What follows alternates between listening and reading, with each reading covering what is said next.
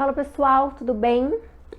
Hoje a gente vai falar um pouquinho sobre um alimento, tá? Um alimento muito consumido. Os trabalhos mostram que 8 em cada 10 casas brasileiras consomem esse tipo de alimento. E ele é o arroz. Então a gente vai falar quais os principais tipos de arroz, qual a diferença entre eles, qual a importância ou não de consumi-los. Bora lá!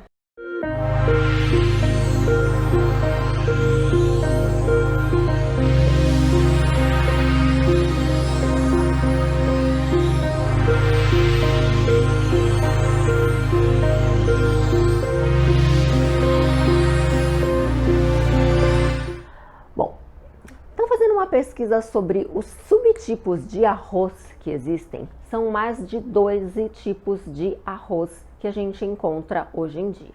Então eu vou falar sobre os principais que a gente encontra com mais frequência e são mais consumidos.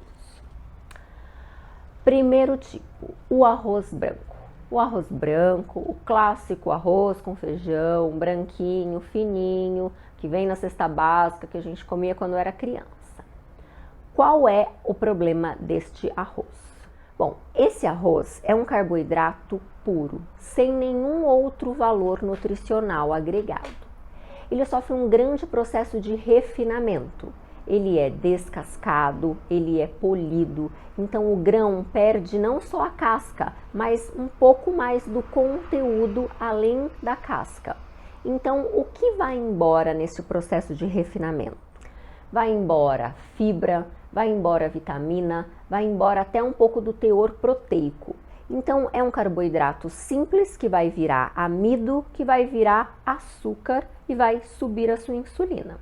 Não que isso seja ruim, se você tiver uma dieta equilibrada, misturar o arroz com uma outra proteína, isso tudo a gente precisa conversar com mais calma. Mas basicamente é um arroz com baixo valor nutricional. É um carboidrato puro, um carboidrato refinado, um grão que perdeu grande parte do seu valor nutricional. Segundo arroz, muitas das minhas pacientes consomem e falam com orgulho que elas comem arroz parbolizado. O arroz parbolizado, ele é um pouco melhor que o arroz branco. Ele também é um arroz refinado, menos refinado. Então eles pegam o grão, cozinham por um tempo, tiram da água, cozinham de novo. Então neste processo de aquecimento, o grão também perde parte das suas propriedades nutricionais.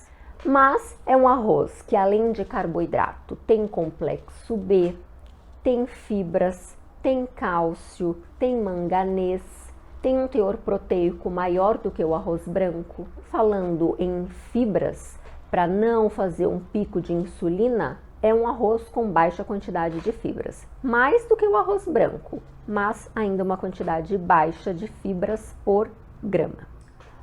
O arroz integral. O arroz integral, ele não sofre o processo de refinamento. Ele é um arroz que é somente descascado. Então, ele é um grão mais duro, de cozimento mais lento, de uma coloração mais escurecida. Este, sim, é um grão que vai conter muito mais fibras, mais cálcio, mais ferro, mais manganês, mais proteína que o arroz parbolizado e mais ainda que o arroz branco. Então, é um arroz muito bom para a saúde do nosso intestino, porque ele vai ser rico em fibras. É um arroz muito bom para quem tem uma resistência periférica à insulina, um pré-diabetes, porque ele não vai fazer pico de insulina pela quantidade de carboidratos e fibras. E também é um arroz bom para saciedade. Como ele é um grão e ele contém as suas propriedades de fibras, ele vai demorar mais tempo no esvaziamento gástrico e no esvaziamento intestinal. Lembra, quando o estômago ainda está dilatado com o alimento, tem mensagem de grelina e leptina de saciedade cerebral. Então, para quem quer perder peso, não é tanto só uma questão de calorias, da diferença de calorias entre o arroz branco e o arroz integral. Hoje em dia a gente vê muito no Instagram, arroz branco, tantas calorias por 100 gramas, arroz integral até um pouco mais. Mas não é só caloria, é toda a bioquímica envolvida atrás do alimento, principalmente questão hormonal de saciedade. Quarto arroz, arroz negro. O arroz negro, ele é o campeão dos quatro. Ele vai conter cerca de 20% mais de fibras do que o arroz integral e 30% a mais de proteínas que o arroz integral. Vai ter mais ferro, mais cálcio, mais manganês. E o arroz negro, ele é rico em antocianinas. Vários alimentos possuem antocianinas.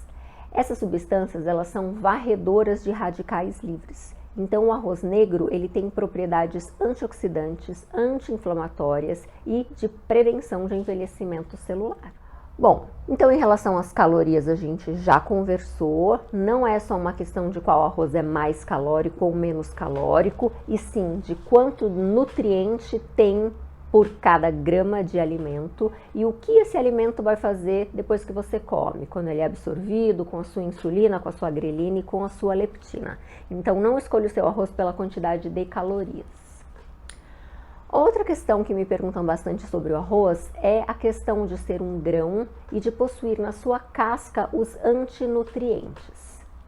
Então, o que fazer com o arroz integral para diminuir a quantidade dos antinutrientes presentes na casca? Molho e remolho. Então, deixa o arroz 24 horas no molho, troca a água, deixa mais 24 horas. Então, existem várias técnicas para a gente diminuir esses fatores antinutricionais. E no caso do arroz, o molho e remolho é o melhor deles. Bom, e para terminar, vamos falar um pouquinho da combinação do arroz e feijão, tão famoso aqui nas mesas brasileiras. O arroz é um grão e o feijão é uma leguminosa. E a combinação de aminoácidos de grãos com leguminosas é perfeita. Por quê? O arroz é rico em metionina e pobre em lisina. E o feijão é rico em lisina e pobre em metionina. Então é aquela história da comida vegetariana. Se a gente combinar grãos com leguminosas, nós vamos ter todos os aminoácidos essenciais que encontramos na proteína animal. E aí a gente fica coberto em relação a ganho de massa muscular, a regeneração celular, a biogênese mitocondrial e todos os outros mecanismos fisiológicos que estão relacionados com a aminoacidemia dos alimentos. Então vamos lá, recapitulando: arroz branco, o mais refinado com menos nutrientes, o parbolizado um pouquinho melhor, o integral, o muito consumido, principalmente por quem quer perder peso pela saciedade, lembra de fazer o molho e remolho, e o melhor de todos, o arroz negro, mais proteico, com mais fibras, com mais minerais. Para os vegetarianos, ou se você quer fazer uma refeição vegetariana com um bom teor de aminoácidos, junte grãos com leguminosas, que sabidamente a população brasileira já sabia, misturar arroz com feijão. Bom, por hoje é só, pessoal. Espero que tenham gostado do vídeo. Até a próxima!